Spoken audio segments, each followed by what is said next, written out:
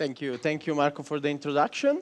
So today I want to show you some tips and tricks that I found during my career about improving a little bit the efficiency of Pandas.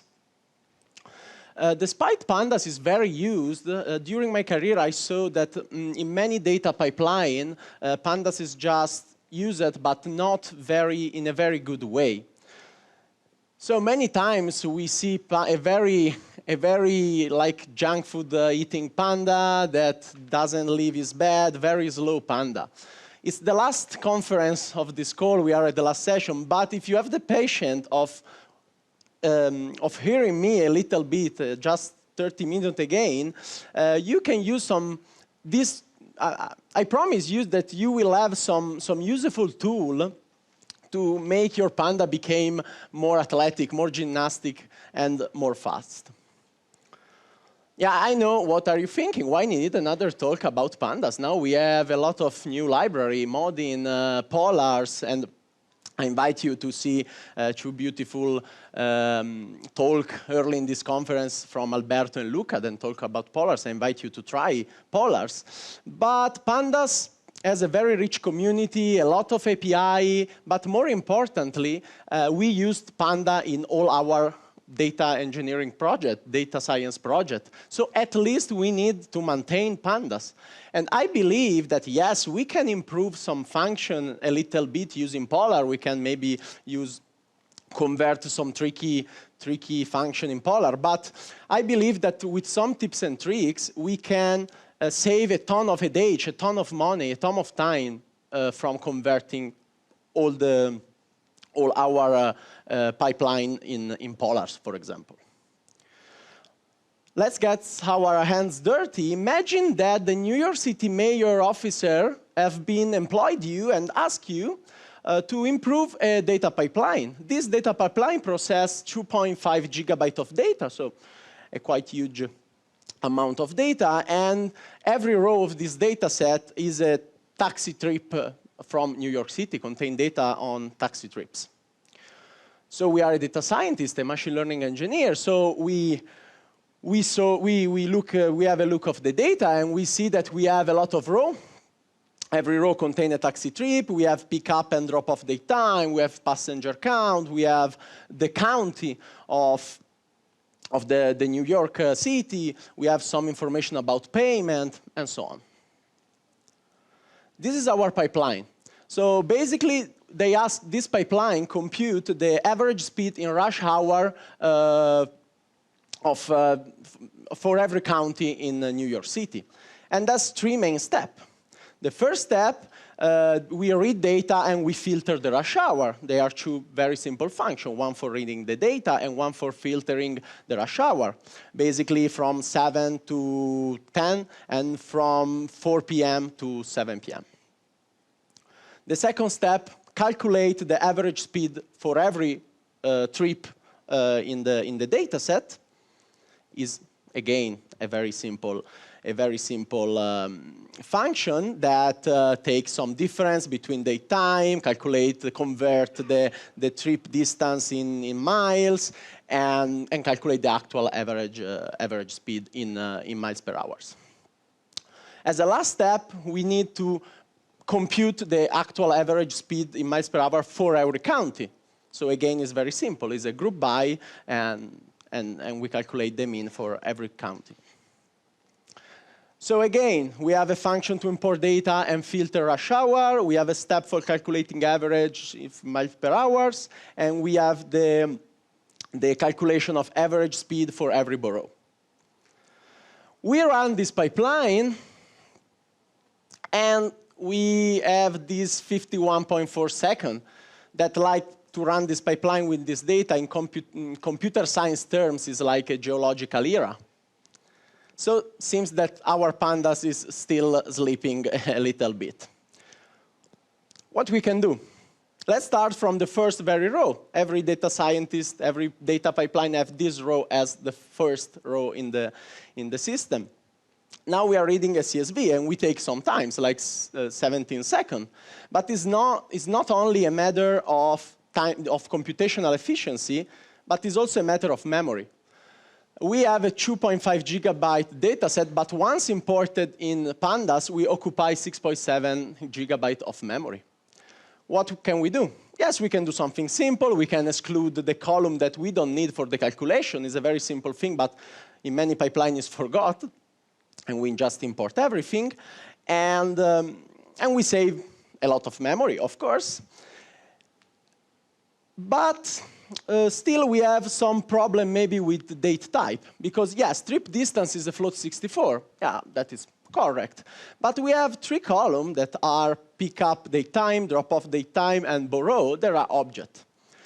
The point is that reading CSV, Pandas guessed that, that this column were strings. And the only thing that it can do, because Panda Hit hasn't a proper strategy for managing string, the only thing that can do is storing in a Python object and taking the pointer. And we know that Python object string is not very efficient data type, both from computational perspective and memory storage. But Panda has a proper datetime data type. So we can say to read CSV to import these 2 columns and tell the correct format. And we save 2.5 gigabyte, more or less. We have the last column, is borrow. It's a string, right? So we can keep it as an object. Here we can use categories. Basically, we can leverage a domain knowledge about this data. So what we know about this data is that they are string, yes, but they have a lot of unique repetition inside this column. So we can use categories. What Pandas does using categories is basically saving the unique string in a separate memory area. And they make an indexing of the string, so can keep in the column just the int value associated with the string. Converting that column in category, we save a lot of space. Now we are occupied from 6 gigabyte, 298 megabyte. So we will talk later better about Apache Arrow, but for now, let's say that Pandas have different engine to read CSV. And in this case, I'm telling to Pandas to use PyArrow engine instead of default Python engine, and it's very efficient in reading, in computational performance reading CSV. And we save a lot of time, from 15 seconds of before to 1.31 seconds. This is very fast. Yes, we optimize our read CSV, but the main problem here is that CSV is not a very good format for storing information, big data in particular. Nowadays, we have a lot of new file types, like Parquet. Parquet is a very cool format, columnar storage format that have a lot of compression mechanism to store efficiently stuff in the disk, and also can keep meta information about your data. So Pandas or any other system don't need to guess which type our column are. Pandas fully support reading and writing Parquet. So I try to convert our taxi trip data set to Parquet, and I try to read it, and we change the order of magnitude of data reading. So we are now using just, we are taking just 157 milliseconds to read the old data set. So let's go back to the pipeline. We improve our read data calculation, and we measure again the speed. We halved the time, the running time, from 51 seconds to 27.2 seconds. We can do something else. We could check if the second step of our function could be improved. And yeah, the response is yes, because this The problem of this line of code basically is that we are using an apply.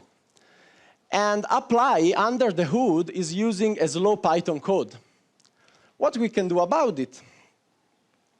We can simply call average speed mile per hour function, but passing not the single row, but we can pass directly as parameter the tree series.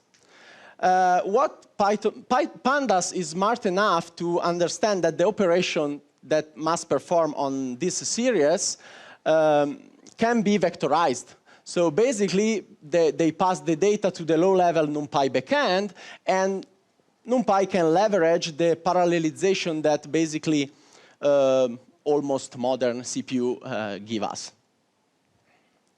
Also, in this case, we save a lot of time, again, from second to millisecond. We change an order of magnitude again. So we improve also the second step. The cool thing in this case is we didn't touch the function. It was a very simple function, of course, but we didn't touch. We just changed how we pass the parameter, and removing, of course, the apply.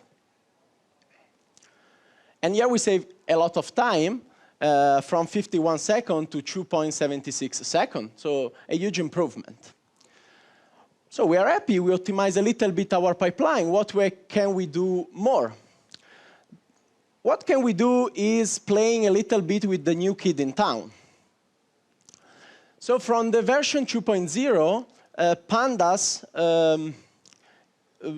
can use also another D-type backend, also Apache Arrow backend. Apache Arrow is an in-memory columnar system, a library that can that is thought for big data.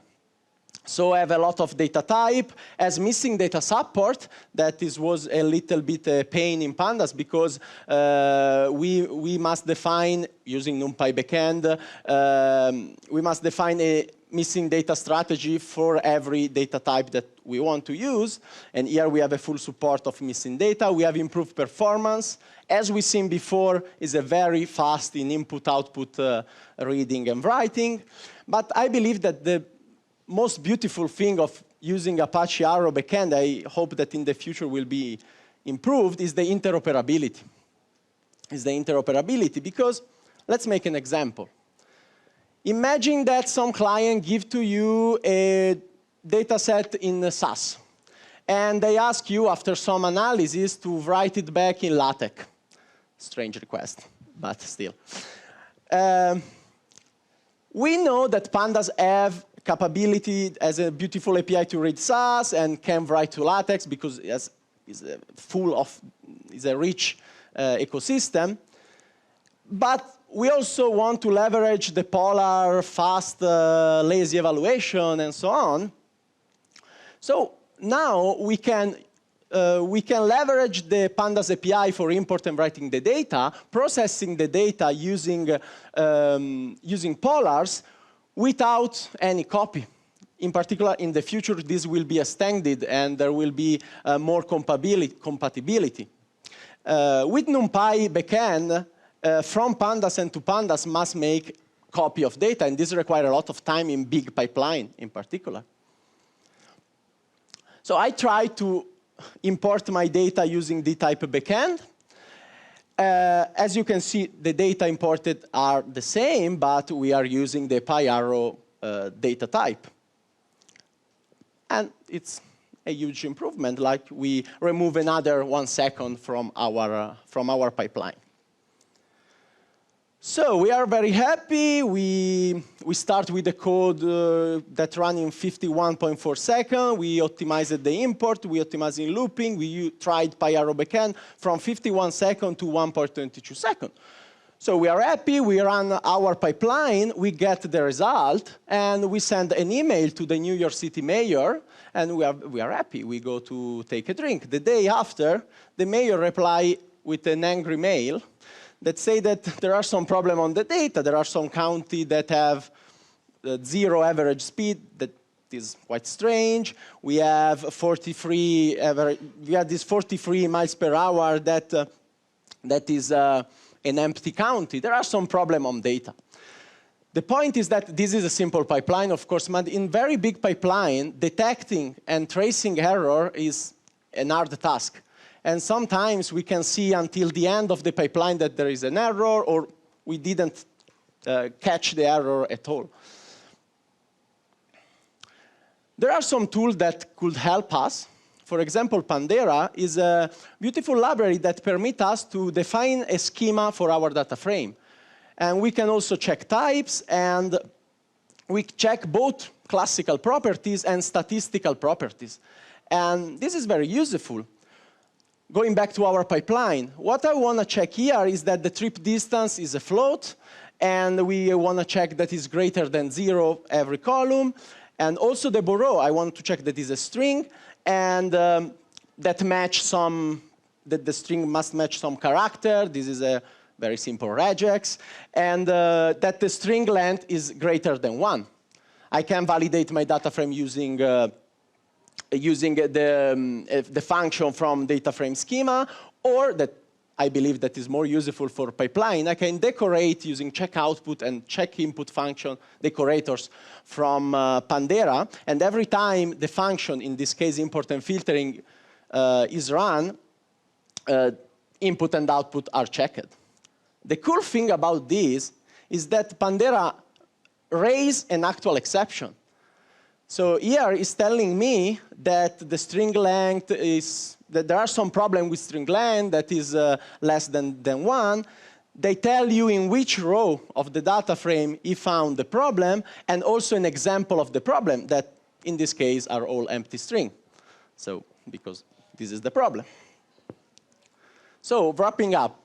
We saw that using proper data types, we can reduce memory footprint, that using category, leveraging some domain knowledge, we can save memory, in particular for using string that have a lot of unique value. That CSV is not a very good format. It's very used, but not very good. We can use something else, like Parquet. Don't use loops. This is, and use instead vectorization, and that the future of Pandas probably will be Apache Arrow, and then we can use right now the Apache backend, and probably the Pandas maintainers and developer will work in the next month, in the next years, to extend Apache Arrow to many other API and so on, and this is very cool. And that Pandas can save a ton of age detecting and debugging error and making error handling on complex pipeline. But before say goodbye, one more thing. How many of you see this warning using Pandas? Yeah, almost, yeah, many people, because it's a very popular warning. Why this happen? So also expert Panda user sometimes hardly understand if a Pandas operation is returning a view or a copy of the data.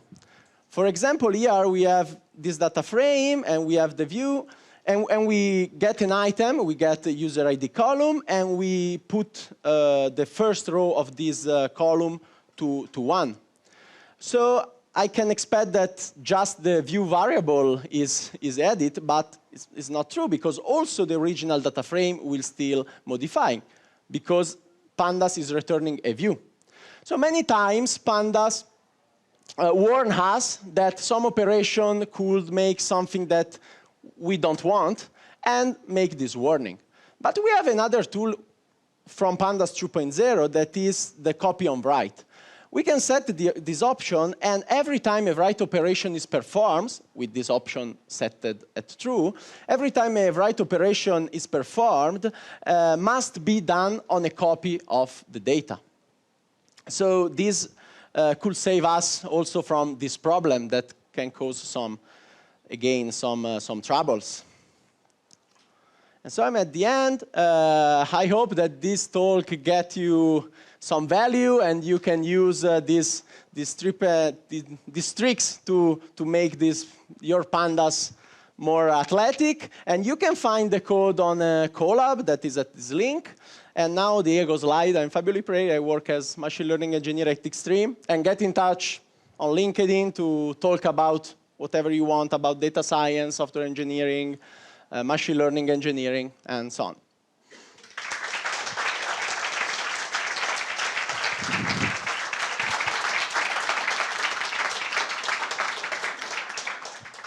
Thank you very much.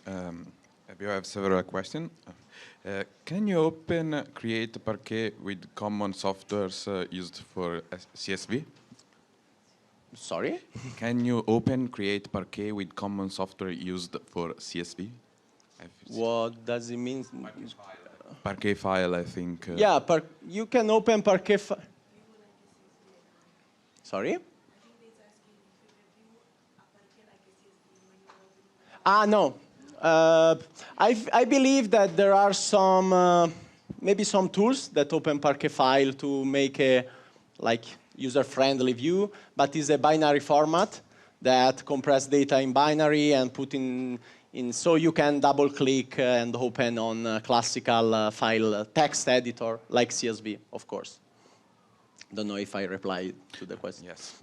Thank you very much. How does Pandera compare to Pandas schema? How does Pandera? I never use Pandas schema, but Pandera, yeah, I don't know because I never use Pandas schema. No problem. Does it work with the self-hosted GitHub? And when you say Dagger API, is that just in the container or a service hosted externally, i.e. on a website somewhere? I think it's not from this talk. Sorry, I'm so sorry. Wrong. Yeah, no problem. No they problem. put them. No problem. No. Yeah, someone that really like pizza, yeah. Yeah. Yeah. I can try to reply, but it's not the correct answer. Sorry. Do you think Pandera is a good way to execute data quality checks? What about the Great Expectations? Yeah, definitely. There was a talk about Great Expectation, and I goes to another talk, unfortunately, but I will catch up the talk. I never use Great Expectation, but seems a very good tools. And yeah, but definitely Pandera could be used to check data quality for sure. Yeah. Also outside the pipeline, of course. Also in everyday Jupyter usage. Please explain again. PD set option copy on write. What do you mean with write? Yeah, basically when you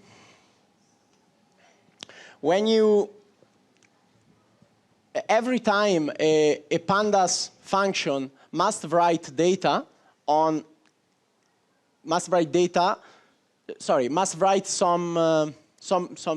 data, this must be done on a copy of the data. So in this example, when we do get item, Pandas, before doing this, make a copy of the data, and so this avoid strange change of data around your variables. Thank you very much. Thank you. Is there any question in the room that want to ask? Yeah, you have to come here, please, or. Yeah, we have the Pandas, one of the Pandas maintainers, so yeah, ask him. I'm also very honored. Okay, thank you very much. Thank you.